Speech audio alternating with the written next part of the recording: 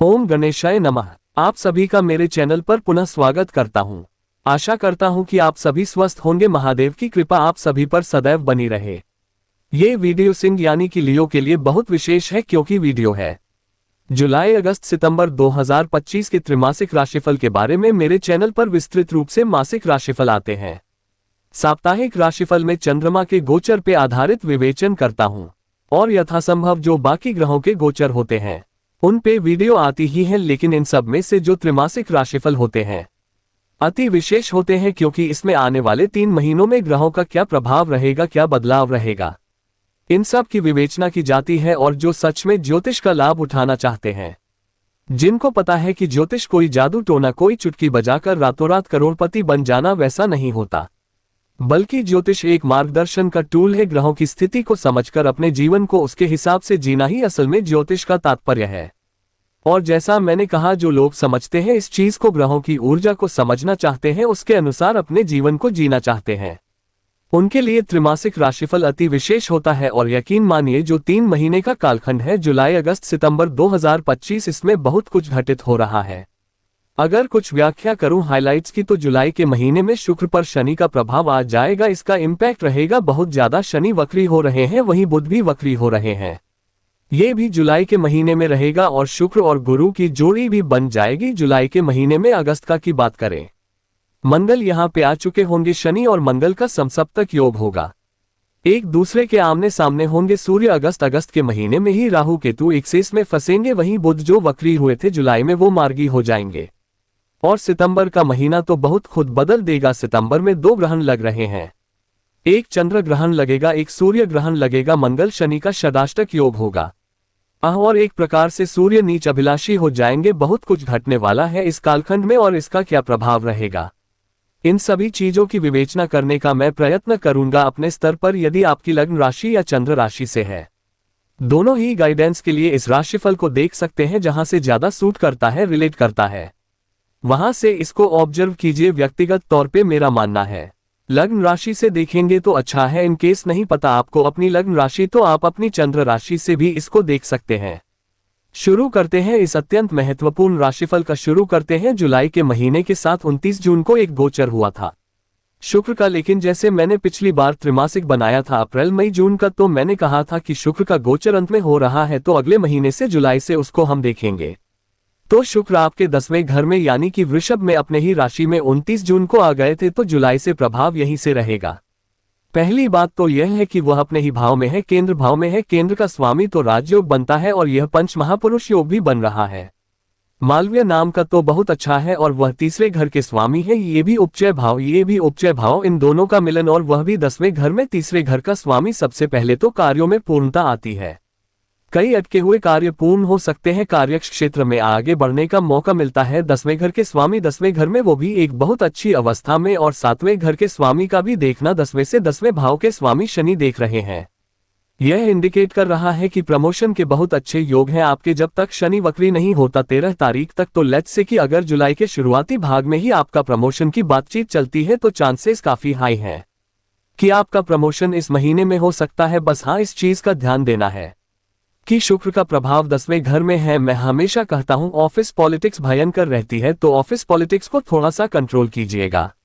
Diplomatic रहेंगे तो आपके लिए काफी ज्यादा अच्छा रहेगा। 13 तारीख तक मार्गी शनि की दृष्टि है, उसके बाद शनि वक्री हो जाएंगे। अब शनि क्योंकि आपके 6ठे घर के स्वामी है और 10वें घर में बैठे 10वें घर के स्वामी शुक्र को देख रहे हैं, ये एडेड प्रेशर अवश्य दिखा रहे हैं। कार्य क्षेत्र में आपके ऊपर प्रेशर बहुत रहेगा, और क्योंकि शुक्र तीसरे घर के स्वामी है, यह आपके भाई बहनों से, दोस्तों आदि से झगड़े भी करवा सकता है। और शनि क्योंकि खुद अष्टम में बैठे हैं, तो ये तीसरे से 6ठे भाव का स्वामी है। हो सकता है घर में इंसेस्ट्रल प्रॉपर्टी के कारण भी थोड़े से इश्यूज हो जाए। शुक्र 4थे से 12वें के स्वामी है, यहां से बैठकर 4थे घर को देख रहे हैं। 4थे से 7म के स्वामी है, प्रॉपर्टी बेचनी है, प्रॉपर्टी संबंधित कुछ कार्य पूर्ण करने हैं। ये जो शुक्र है वह बहुत अच्छा रिजल्ट देंगे, लेकिन शुक्र कारक है वैवाहिक जीवन के, लव लाइफ के। और अष्टम में बैठे शनि की दृष्टि थोड़ा सा तंग करेगी, एक डिटैचमेंट की भावना कार्य क्षेत्र में, या फिर हो सकता है कि आप अपने एक डिटैचमेंट की भावना लव लाइफ में, मैरिड लाइफ में, कार्य क्षेत्र में नहीं, या फिर हो सकता है कार्य क्षेत्र में आप इतने बिजी रहे कि आप अपने पार्टनर को उतना टाइम नहीं दे पाए, तो एक वर्क लाइफ बैलेंस पर अवश्य ज्यादा ध्यान दीजिएगा। शुक्र क्योंकि चौथे घर को देख रहे हैं, घर के इंटीरियर्स का काम कराने का समय है, घर में कुछ रेनोवेशन कराना है, वाहन खरीदना, इन सब चीजों के लिए भी बहुत अच्छा समय है। शनि वक्री हो जाएंगे अष्टम भाव में 13 जुलाई को। यहाँ पे थोड़ा सा केयरफुल रहना, क्योंकि एक तो आपके लिए शनि बहुत अच्छे ग्रह नहीं है। सिंह के लिए मैं कई बार बता चुका हूं इसको, और अष्टम में ग्रह का वक्री होना कभी कभी बहुत उथल पुथल मचा सकता है, वो भी शनि का वक्री होना, यह आयु कारक है। शनि अष्टम में, लेकिन यहाँ पे जब वक्री हो जाएंगे तो ये आयु पर ही या फिर कहिए हेल्थ पर ही एक नेगेटिव इम्पैक्ट डालते हैं।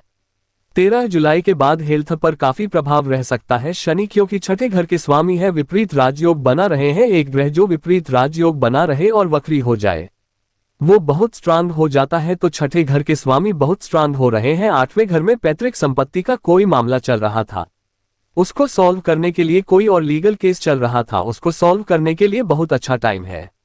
बट अदरवाइज शनि वक्री हो रहे हैं। 10वें घर को देख रहे हैं, दूसरे घर को देख रहे हैं, पंचम भाव को देख रहे हैं। ठीक है, अब ये और यह भाव करियर से संबंध रखते हैं, कर्म का भाव, अर्थ त्रिकोण। इसीलिए अगर कार्य क्षेत्र में प्रॉब्लम्स आ रही हैं कुछ लोगों के लिए, यहाँ पर जॉब के जाने का योग बन जाता है।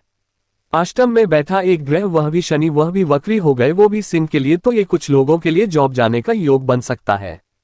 तो थोड़ा सा केयरफुल आपको रहना है, वाणी पर बहुत कंट्रोल कीजिएगा, क्योंकि ये जो शनि है यह मंगल के प्रभाव में है, मंगल की दृष्टि है, तो वक्री हो गए मंगल के प्रभाव में, और फिर वाणी के स्थान को देख रहे हैं। आप देखेंगे 13 तारीख के बाद वाणी पर बहुत नेगेटिव इम्पैक्ट आएगा, और इसके कारण कुटुंब में, घर में, पर्सनल लाइफ में, प्रोफेशनल लाइफ में बहुत दिक्कत होगी। और यह शनि क्योंकि पंचम भाव को भी देखेंगे, अपने माइंड पर कंट्रोल करना बहुत मुश्किल होगा। और शुक्र को भी देख रहे हैं, पंचम भाव को भी देख रहे हैं, और वक्री हो गए जो लोग रिलेशनशिप में हैं उनके लिए यहां से काफी प्रॉब्लम्स आएंगी। शनि का वक्री होने पे अलग से वीडियो बनाऊंगा, बहुत बड़ा टॉपिक है ये, इंपॉर्टेंट टॉपिक है, और बहुत टाइम तक शनि वक्री रहेंगे।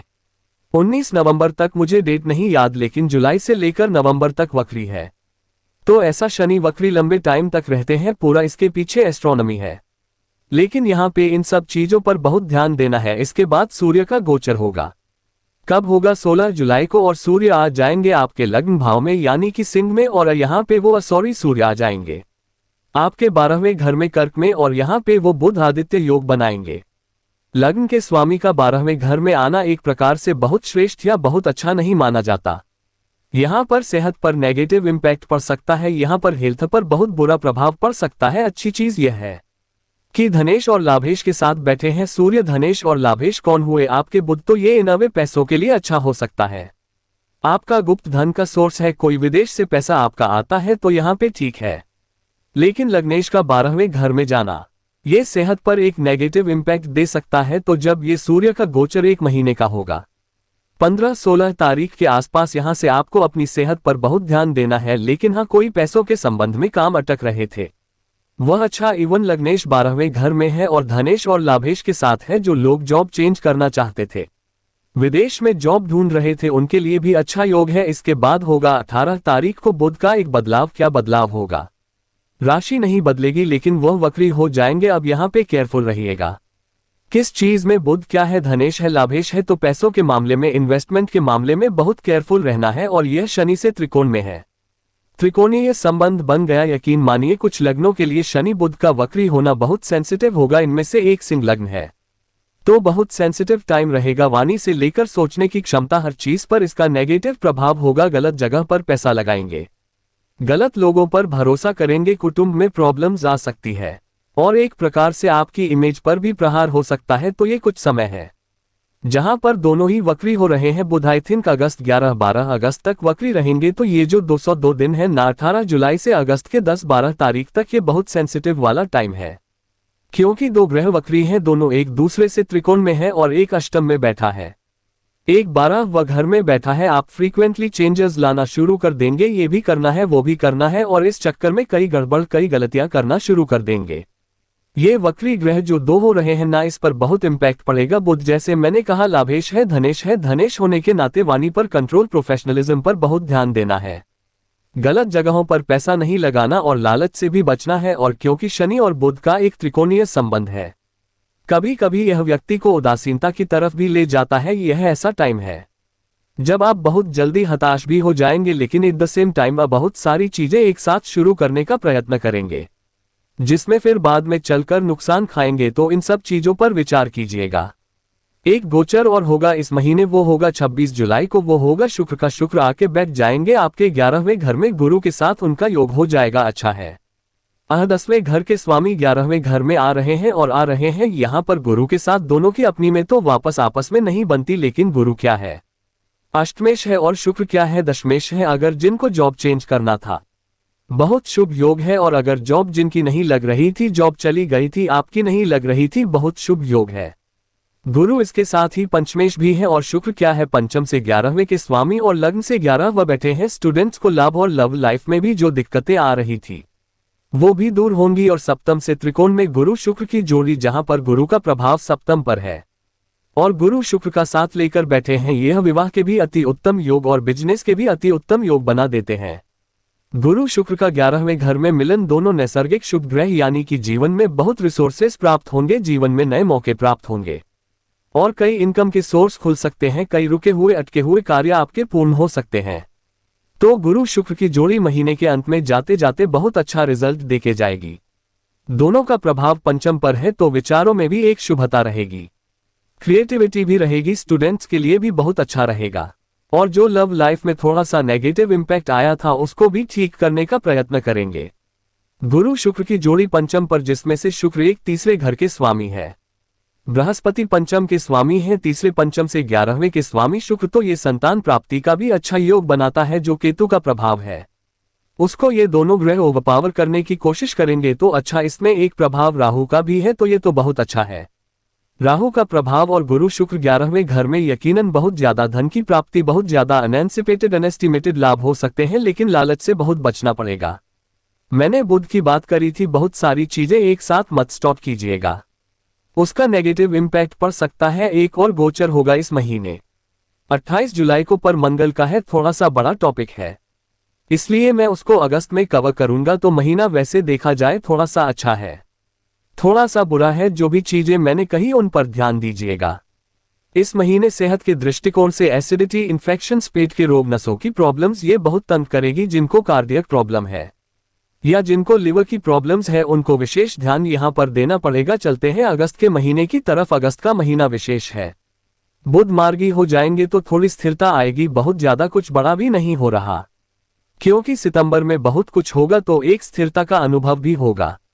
जैसे मैंने कहा था कि जुलाई के अंत में मंगल का गोचर हो जाएगा, तो वहीं से शुरुआत करते हैं। 28 से 29 जुलाई के आसपास मंगल का गोचर हो जाएगा, तो वहीं से शुरू करेंगे हम। मंगल योग कारक ग्रह है अपने आप में। उनका धन स्थान में आना, लक्ष्मी भाव के स्वामी होना, चौथे घर के स्वामी होना, यह इंडिकेट करता है कि धन आएगा। चौथे घर के स्वामी अपने से लाभ स्थान में और प्रॉपर्टी के कारक, यानी कि प्रॉपर्टी से लाभ, कोई प्रॉपर्टी बेचनी है, रेंट आउट करनी है, लीज आउट करनी है, इनसे लाभ मिल सकता है।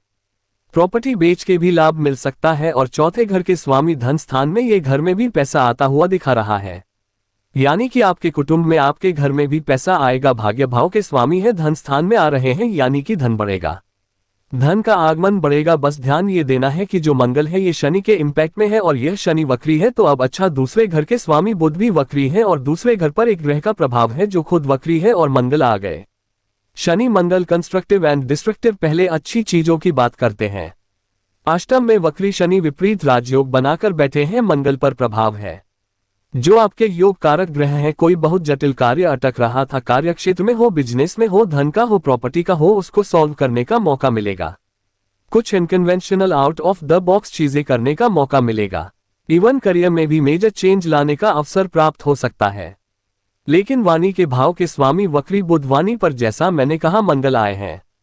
उग्रता शनि मंगल उग्रता, तो वाणी पर बिल्कुल नियंत्रण नहीं रहेगा और इसके कारण बहुत जगहों पर दिक्कत की वाणी में बहुत उग्रता जाएगी। ज्योतिष का यही फायदा होता है कि हमें पता चल जाता है कि भाई ये ऐसा हो सकता है। फिर अगर लेट्स से कि हम गुस्सा हमें आ रहा है, हमें एक रियलाइजेशन हो जाना चाहिए कि भाई ये ग्रह का प्रभाव है।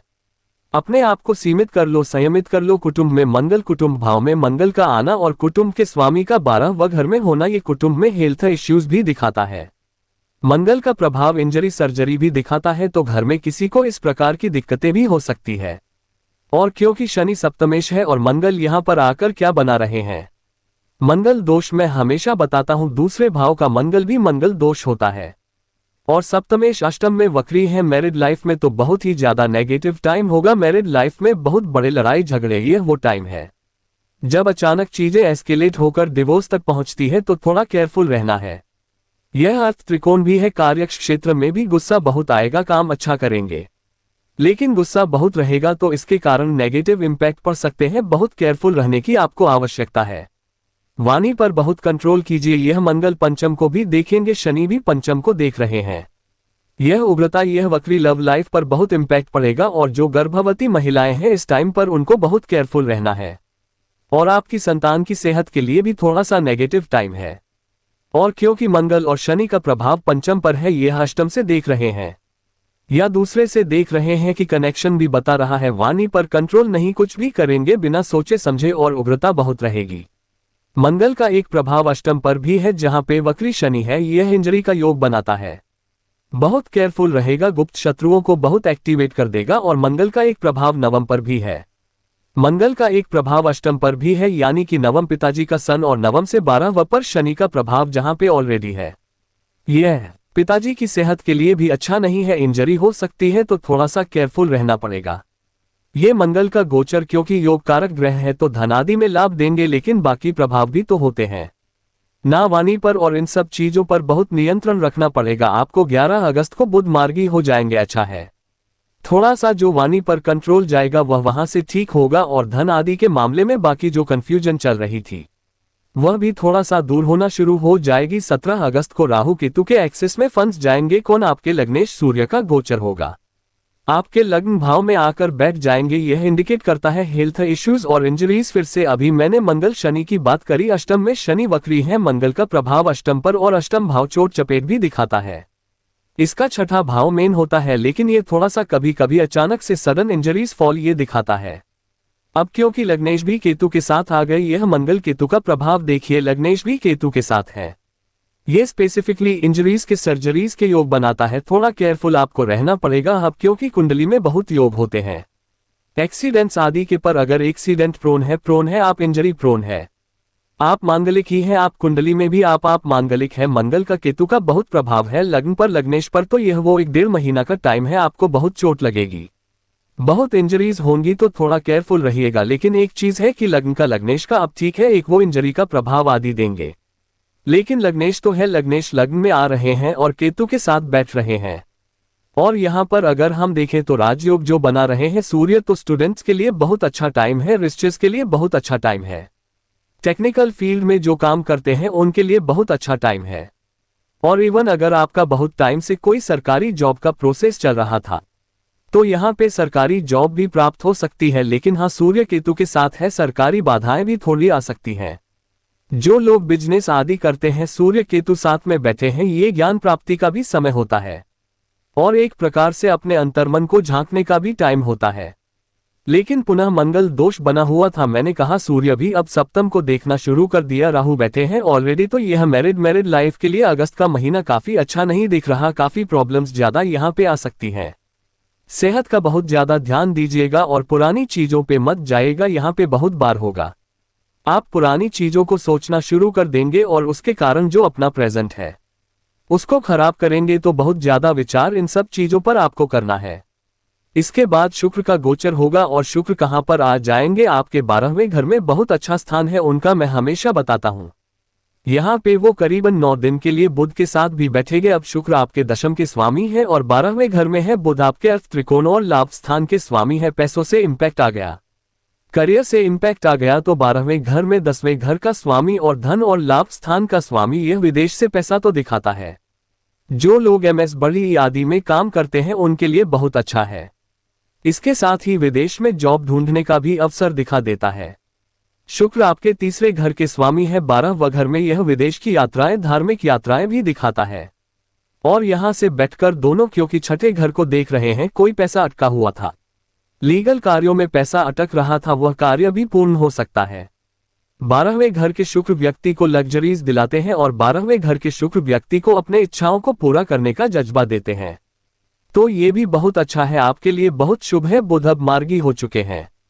बुध शुक्र की जोड़ी वैसे भी ठीक होती है, लेकिन हाँ एक चीज है, बुध शुक्र की जोड़ी 12वें घर में मैरिड, ये कुछ योग होते हैं मैरिड लाइफ के लिए अच्छी नहीं होती। इंटीमेसी की प्रॉब्लम मैरिड लाइफ में आ सकती है। तो मैरिड लाइफ में ऑलरेडी दिक्कतें चल रही हैं, ऊपर से यह प्रभाव भी आ गया तो थोड़ा सा नेगेटिव रहेगा। शुक्र जो है वह तीसरे घर के स्वामी है और यह उपचय भाव को देख रहे हैं और उपचय भाव के स्वामी शनि वक्री होकर अष्टम में विपरीत राजयोग बना रहे हैं। कोई बहुत पुराना लीगल कार्य, प्रॉपर्टी का कार्य, विदेश का कार्य जो बहुत अरसों से लटक रहा था वो यहाँ पर पूर्ण हो सकता है। तो यह एक अच्छी चीज है। बहुत अगर बुरे समय है तो यहाँ पे कुछ लोगों के जॉब में भयंकर ऑफिस पॉलिटिक्स आ सकती है, वह भी आपकी अपनी गलती के कारण। अदरवाइज देखा जाए तो बुध शुक्र की जोड़ी है, ये कई चीजों पर अच्छा प्रभाव देगी। स्टूडेंट्स जो भी विदेश जाना चाहते हैं उनके लिए भी एक अच्छा इम्पैक्ट बन जाता है, क्योंकि 10वें घर के स्वामी 12वें घर में आ गए तो कर्म भाव के स्वामी वहां पर है और बुध स्टडीज के कारक है। तो यह एक प्रकार से जो विदेश में स्टूडेंट जाना चाहते थे उनके लिए भी बहुत लाभान्वित है। 30 अगस्त को एक और गोचर होगा, बुध का होगा और बुध लग्न भाव में आके बैठ जाएंगे, पर अगेन वो 30 तारीख को है। तो उसका इम्पैक्ट हम सितंबर के महीने से ज्यादा फील करेंगे, तो वहीं से उसकी चर्चा हम स्टार्ट करेंगे। महीना ठीक है, काफी अच्छा है, चीजें ठीक होती हुई दिख रही है। जो मैंने मंगल शनि का प्रभाव बताया ना, उस पर बहुत ज्यादा ध्यान देने की आवश्यकता है। चलते हैं सितंबर के महीने की तरफ। सितंबर के महीने में जैसा मैंने कहा था कि बुध से ही शुरू करेंगे, लग्न भाव में आकर बैठ जाएंगे। पहले अच्छी चीजें हैं। धनेश लाभेश दोनों कौन है? बुध हमेशा कहता हूं कि दो ही लग्न है जिनके लिए एक ही ग्रह धनेश और लाभेश बनता है। सिंह के लिए बुध, कुंभ के लिए बृहस्पति। तो उनका लग्न में आना अपने आप में बहुत विशेष होता है। बुध केतु के साथ है, ये स्टूडेंट्स के लिए, रिसर्च स्टूडेंट्स के लिए अच्छा होता है। बुध केतु के साथ है, यह एनालिटिकल कैपेसिटी बढ़ाता है और बुध केतु के साथ है। और बुध धनेश लाभेश है। कोई पैसा लंबा फंसा हुआ था, धन का काम कोई अटक रहा था, वह हो सकता है। सूर्य बुध 7 लग्न में है और बुध आदित्य योग बन गया। स्टूडेंट्स के लिए अच्छा है, बुद्धिमत्ता के लिए अच्छा है। केतु सूर्य बुध साथ में बैठ गए, यह आध्यात्मिक चेतना भी जागृत करता है, ये बल भी देता है, क्योंकि केतु सूर्य बुध साथ में है। ये बौद्धिक क्षमता, और जब ये तीनों ग्रह मिलते हैं तो थोड़ा सा शारीरिक क्षमता भी बढ़ती है। ज्ञान प्राप्ति के लिए, एनालाइज करने के लिए बहुत अच्छा है, नए आइडियाज के लिए बहुत अच्छा है। लेकिन केतु सूर्य ऑलरेडी मैंने कहा था सेहत के लिए अच्छे नहीं है। मारक भाव में मंगल है, मारण भाव में, अष्टम भाव में वक्री शनि है और लग्न में बुध आ गए। अब ये धन आदि के लिए बहुत अच्छे हैं, लेकिन बुध आपके मारकेश है। सूर्य केतु ऑलरेडी लग्नेश केतु के साथ है, लग्न में केतु है। और बुध और केतु में हर बार क्या कहता हूं, बुध और केतु रोग कारक है। तो लग्न में इतना कुछ हो रहा है जिसमें लग्नेश भी इन्वॉल्वड है। सितंबर का महीना सेहत के लिए, अगस्त का महीना भी वहीं से प्रॉब्लम स्टार्ट हो जाएंगी और सितंबर के महीने में भी हेल्थ इश्यूज काफी रहेंगे। अभी यहाँ पे मंगल केतु बहुत प्ले में आ रहे हैं। भाई अगर आपको कोई ऐसी प्रॉब्लम चल रही है जिसमें डॉक्टर ने कोई सर्जरी रेकमेंड करी हुई है और आप उसको टाले जा रहे हैं, तो मैं कहूंगा कि अपने ऑप्शंस देखिए। ठीक है, आपको अगर ऐसी सिचुएशन हो गई है कि सर्जरी अब टल ही नहीं सकती है तो उसको ज्यादा डिले मत कीजिएगा। आप ये देख लीजिए कि हाँ कोई और बेटर डॉक्टर या कहीं और बेटर इलाज मिल सकता है या कहीं आप कंफर्टेबल हैं। लेकिन अगर कुछ सर्जरी का इश्यू चल रहा था तो उसको यहाँ पे ज्यादा टालिएगा मत, और यहाँ पर थोड़े इंजरी आदि के भी योग आपके बन जाते हैं। बुध केतु सूर्य साथ में कभी कभी व्यक्ति को बहुत ज्यादा किसी एक थॉट प्रोसेस में डीप तक जाने को मजबूर कर देता है और इसके कारण भी नेगेटिव प्रॉब्लम्स आ सकती हैं। तो किसी भी एक चीज में बहुत ज्यादा डीप तक मत डूबिएगा, तो थोड़ा सा इसका प्रभाव नेगेटिव हो सकता है। 7 सितंबर को अब देखिए क्या हुआ कि लग्न में इतना कुछ हो रहा है। 7 सितंबर को क्या हो जाएगा, ग्रहण लग जाएगा, चंद्र ग्रहण लग जाएगा। जब सूर्य कहां पे होंगे, सूर्य आपके सप्तम भाव में होंगे। अब सप्तम का ग्रहण चंद्र ग्रहण हो, सूर्य ग्रहण हो, बहुत अच्छा नहीं होता। चंद्र ग्रहण का प्रभाव तो देखिए जीवन में 15 दिन से 1 महीने तक रहता है। सूर्य ग्रहण का प्रभाव 6 महीने तक इम्पैक्ट करता है। तो सप्तम में जब चंद्र ग्रहण लग रहा है तो पहला तो खर्चे बहुत बढ़ेंगे आपके, दूसरा ये मैरिड लाइफ के लिए ऑलरेडी जो हम योग की बात कर चुके हैं, मंगल आदि की अब सप्तम में ग्रहण का लगना, यह मैरिड लाइफ के लिए अच्छा नहीं होता। इवन यह आपके पति या पत्नी की सेहत के लिए भी थोड़ा सा नेगेटिव हो सकता है, तो काफी ध्यान दीजिएगा। और सप्तम में ग्रहण का लगना यानी कि आपका नाम भी खराब करने का प्रयत्न होगा, झूठे आरोप लगेंगे। अगर आप बहुत पॉपुलर व्यक्तित्व ऑलरेडी हैं तो लोग आपके नाम को खराब करने का प्रयत्न करेंगे, तो बहुत केयरफुल रहना है। एक अच्छी चीज यह है कि गुरु की दृष्टि रहेगी तो वह बचा के रखेंगे। और ये बुध गुरु जो है अत्याचारी हो चुके होंगे इस टाइम तक, क्योंकि अगस्त में वो राशि भी बदल लेंगे। कुछ टाइम के लिए तो प्रोटेक्शन रहेगा, लेकिन ये ग्रहण जो है सप्तम भाव में, ये बहुत केयरफुल, और इवन बिजनेस में भी आपको बहुत केयरफुल रहना है, क्योंकि बिजनेस में कई गलत निर्णय आप ले सकते हैं। 13 सितंबर को मंगल का गोचर हो जाएगा, मंगल फिर से राशि बदल लेंगे। और मंगल कहां पे जाकर बैठ जाएंगे? मंगल आपके तीसरे भाव में आकर बैठ जाएंगे। बहुत अच्छा है। मंगल का तीसरे भाव में आना सबसे अच्छा माना जाता है, बल्कि एक उनका सबसे अच्छा स्थान है। ये देखिए, जो इतना कुछ हुआ ना बुध केतु का होना, मैं कहता हूं ना कभी कभी कोई ग्रह ऐसी अवस्था में आ जाता है कि वो चीजों को सुधार देता है। कई बार होता है कुंडली भी हम देखते हैं कि कई बुरी अवस्था है, लेकिन एक या दो ग्रह कुंडली को बचा लेते हैं। वैसी ही पोजीशन तीसरे घर के मंगल की है। तीसरे घर के मंगल पहला तो योग कारक है, और तीसरे घर में आके बहुत बली हो गए। यहां पर आकर वो भाग्य स्थान को देख रहे हैं, जो किसकी राशि है, खुद उनकी राशि है। तो यहां से चीजें, जो यह इतना कुछ हुआ, ग्रहण लगा, बुध लग्न में आए, शनि वक्री चल रहे हैं, यहां से वह इंपैक्ट थोड़ा सा ठीक इवन मैरिड लाइफ में भी, क्योंकि मंगल दोष खत्म हो गया, मैरिड लाइफ में भी आप देखेंगे 13 सितंबर के बाद से काफी लाभ आपको देखने को मिलेगा। योग कारक ग्रह है तो हिम्मत रहेगी, प्रॉब्लम सॉल्व कर पाएंगे, आगे बढ़ने के मौके मिलेंगे। और भाग्य का भरपूर, जब भी कोई भाइश अपने भाव को देखता है तो भाग्य को बहुत बली कर देता है, तो सॉरी भाव को बहुत बली कर देता है। तो भाग्य का भी भरपूर साथ यहां पर आपको प्राप्त होगा, तो ये बहुत श्रेष्ठ योग है। चौथे के स्वामी है और चौथे से 12 व बैठे हैं, फिर से प्रॉपर्टी बेचने का बहुत ही अच्छा योग है। और क्योंकि यहाँ पे तो गुरु और राहु का प्रभाव है, तो बहुत अच्छे रेट में आपकी कोई प्रॉपर्टी बिक सकती है। और गुरु और राहु का प्रभाव ये भी दिखा रहा है कि जो रास्ते बंद हो गए थे, जो अभी पीछे कुछ ग्रहण आदि लगे, और केतु का लग्न में होना, ये जो रास्ते आपके रुक से गए थे, सिमट से गए थे, वो रास्ते आपके पुनः खुलेंगे, तो बहुत अच्छा है। अचानक से लाभ भी होगा, और देखेंगे आप अचानक से सकारात्मकता भी आनी शुरू हो जाएगी। तो ये मंगल कहीं ना कहीं एक सेविंग ग्रेस है। मंगल कहीं ना कहीं आपको बहुत, मैं हमेशा कहता हूं, तीसरे घर के मंगल की स्थिति सबसे अच्छी होती है मेरे हिसाब से। वो यहां से छठे भाव को भी देखते हैं, भाग्य को भी देखते हैं, कर्म भाव को भी देखते हैं, तो तीन उपचय भावों को कनेक्ट कर रहे हैं और एक भाग्य स्थान को कनेक्ट करते हैं, और यहाँ पे तो आपके योग कारक हैं। तो यह मंगल आकर चीजों को बहुत बचा लेंगे, बहुत सुधार कर देंगे। 15 सितंबर को 2 गोचर हो रहे हैं, साथ साथ ही बुध का भी होगा, शुक्र का भी होगा। बुध आ जाएंगे धन स्थान में, शुक्र आ जाएंगे लग्न भाव में, दोनों ही अच्छे हैं।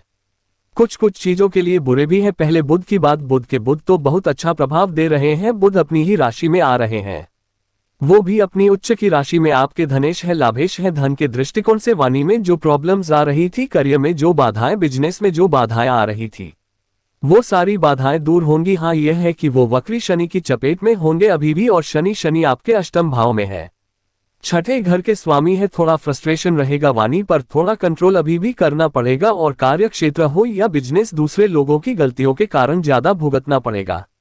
लेकिन बाकी यह बुध का दूसरे घर में आना बहुत अच्छा धन योग, बहुत अच्छा धन योग बना रहा है। और शुक्र भी जब लग्न में आते हैं, तो जैसा मैं हर बार कहता हूं कि बृहस्पति की तरह वो भी कई दोषों को खत्म करते हैं। कर्मेश का लग्न भाव में आना एम्बिशन भी दिखाता है, और तीसरे घर के स्वामी का लग्न में आना गति भी दिखाता है। और उनकी जो युति है वह केतु के साथ भी है। शुक्र केतु की जोड़ी कोई बहुत अच्छी नहीं होती, तो हाँ, फिर से मैरिड लाइफ पर इसका थोड़ा सा नेगेटिव इम्पैक्ट हो सकता है। पर दोनों ही कहीं ना कहीं ज्ञानवर्धन की तरफ आपको स्पेशली ऑकल्ट में ज्यादा लेकर जा सकते हैं। लेकिन शुक्र का लग्न में आना, क्योंकि वो 10वें घर के स्वामी है, एम्बिशियस भी बनाएगा। और इवन थोड़े बहुत यहाँ पर प्रमोशन के योग फिर से बन जाते हैं। सूर्य का गोचर भी होगा इस महीने 17 तारीख को, और सूर्य आपके दूसरे घर में चले जाएंगे। यह अच्छा है, क्योंकि एक तो केतु के साथ घिरे हुए थे, ग्रहण दोष में थे, और दूसरे घर में आ गए। हाँ, मारक भाव है फिर भी अच्छा। और लग्नेश क्योंकि धनेश और लाभेश के साथ बैठे हैं, यानी कि बुध के साथ और उच्च की अवस्था के बुध हैं, तो ये धन प्राप्ति के लिए, करियर में वृद्धि के लिए, पैसे के लिए बुध सूर्य पंचम से 10वें में स्टूडेंट्स के लिए बहुत अच्छा। जो स्टूडेंट जॉब ढूंढ रहे होंगे इस टाइम पे उनके लिए बहुत अच्छा है, बहुत शुभ योग है। ये एक बहुत अच्छा योग है। बस हाँ, ध्यान रखना है कि शनि का प्रभाव बना है, और जब सूर्य शनि सप्तम तक आते हैं तो यहाँ पर थोड़ी सी प्रॉब्लम बढ़ जाती है। बॉसेस से बच के रहिएगा, सरकार से बाधाएं आ सकती है, और इवन अथॉरिटीज से प्रॉब्लम आ सकती है। अदरवाइज ये सूर्य का गोचर आपके लिए काफी अच्छा है, काफी श्रेष्ठ ही रहेगा। अब इसके बाद क्या होगा, सूर्य ग्रहण लगेगा और यहीं पर लगेगा जहां पे सूर्य है वहीं पर ग्रहण लगेगा। सूर्य ग्रहण तो ये कब लगेगा, अब चंद्र ग्रहण लगता है। पूर्णिमा पर तो सूर्य ग्रहण लगता है, अमावस्या पर तो अमावस्या कब होती है, जब चंद्रमा सूर्य साथ में होते हैं। तो जब सूर्य चंद्रमा साथ में होंगे 21 सितंबर को, तो यहाँ पे एक ग्रहण आपका बनता हुआ लगता हुआ दिख रहा है।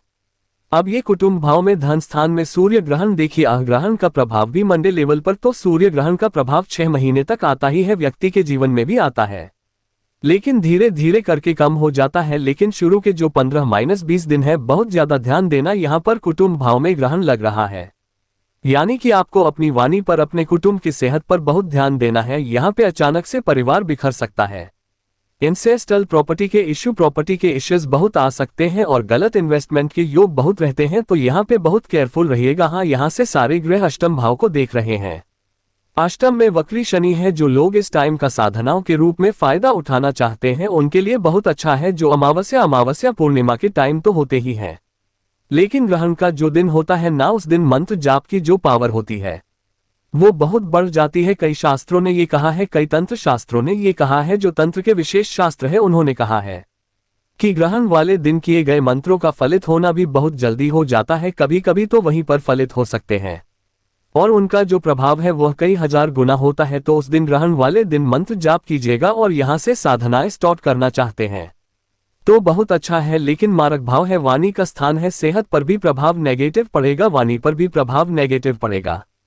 तो इन दोनों ही चीजों पर आपको बहुत ज्यादा ध्यान देना है। कम बोलेंगे अच्छा रहेगा, ज्यादा बोलेंगे तो प्रॉब्लम रहेगी। सप्तम में राहु और सप्तम से अष्टम में ग्रहण लग रहा है। मैरिड लाइफ में इनकंसिस्टेंसी और ट्रस्ट इश्यूज भी बहुत आएंगे, करियर में भी। हाँ, करियर अष्टम भाव को एक, अब यहाँ पे ना जॉब में थोड़ी सी प्रॉब्लम आ रही है। अष्टम भाव को एक वक्री ग्रह देख रहा है, 10वें घर का, दसवें भाव को एक वक्री ग्रह देख रहा है जो अष्टम भाव में बैठा है, 10वें घर का स्वामी शुक्र केतु के साथ है और अर्थ त्रिकोण में ग्रहण लग गया। तो यह इंडिकेट करता है कि सितंबर जाते जाते फिर से जिनकी कुंडली में बहुत बुरा समय चल रहा है उनके जॉब में प्रॉब्लम देकर जा सकते हैं इस महीने। जिनको बीपी की प्रॉब्लम, कार्डियक प्रॉब्लम, प्रोस्टेट की प्रॉब्लम, यूट्रस की प्रॉब्लम, नसों की प्रॉब्लम और कोलेस्ट्रॉल ज्यादा है, उनको बहुत ज्यादा ध्यान देने की आवश्यकता है। तो मोटे मोटे तौर पर देखा जाए तो कुछ अच्छी चीजें हो रही है, 3 महीने में कुछ बुरी चीजें हो रही हैं। इन्हीं के हिसाब से आपको इस 3 महीने को थोड़ा सा प्लान आउट करना है। अब उपाय की बात कर लेते हैं। यह उपाय आपको एक एक बारी ही करने हैं, किसी भी एक दिन कर सकते हैं।